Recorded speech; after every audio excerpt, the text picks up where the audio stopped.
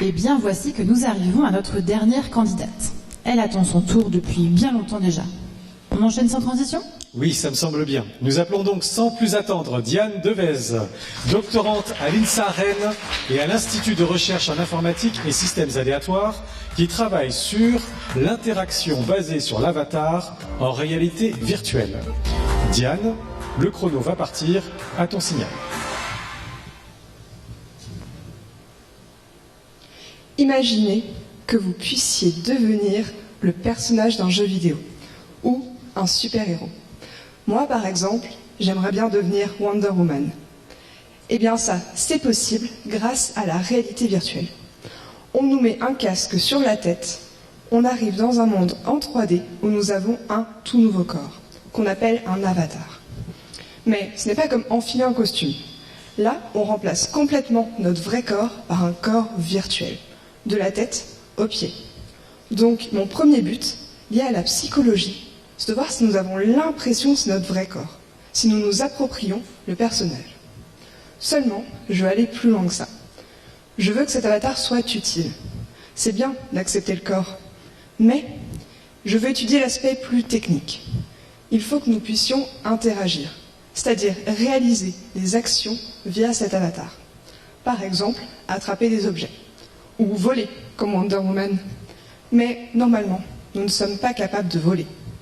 Il faut donc vérifier que nous pensons toujours que c'est notre vrai corps, pour voir si nos actions n'influencent pas notre acceptation de l'avatar. Donc pour comprendre comment ça fonctionne, je dois faire des expériences avec des cobayes. Pas des rats de labo, mais des humains. Je choisis ce que je vais mettre dans mon expérience. Par exemple, des arbres, des champignons pas très comestibles. Ensuite, je cherche plein de volontaires pour participer et je les accueille chacun pendant environ 3 quarts d'heure. Je les place dans l'environnement 3D et je leur demande par exemple de se déplacer pour aller ramasser des champignons. Et moi, j'observe leur comportement. À la fin de l'expérience, je peux leur poser des questions. Par exemple, s'ils ont eu l'impression que l'avatar était leur corps. En regroupant toutes les réponses et à l'aide de statistiques, je peux en apprendre un peu plus sur notre perception des avatars. Par exemple, côté psycho, j'ai étudié l'influence de la personnalité sur l'acceptation de l'avatar. J'ai montré que les gens qui croient au destin et à la chance ont tendance à plus facilement accepter un corps virtuel. Côté techno, j'ai étudié l'influence du déplacement, qui peut être de la marche ou juste appuyer sur un bouton pour avancer, comme dans les jeux. Eh bien, même si notre avatar se déplace en glissant sur le sol, au lieu de marcher, on a l'impression que c'est notre corps. Donc, même si on est en train de voler, on pourrait penser que l'avatar, c'est bien notre corps. Bon, j'en suis là dans ma thèse. Je vais ensuite utiliser toutes ces infos pour voir comment améliorer les avatars.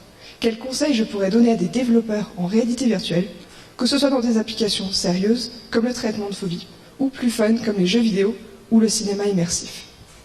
Donc quand j'aurai compris comment on perçoit notre avatar quand on interagit, j'utiliserai ces connaissances pour devenir Wonder Woman.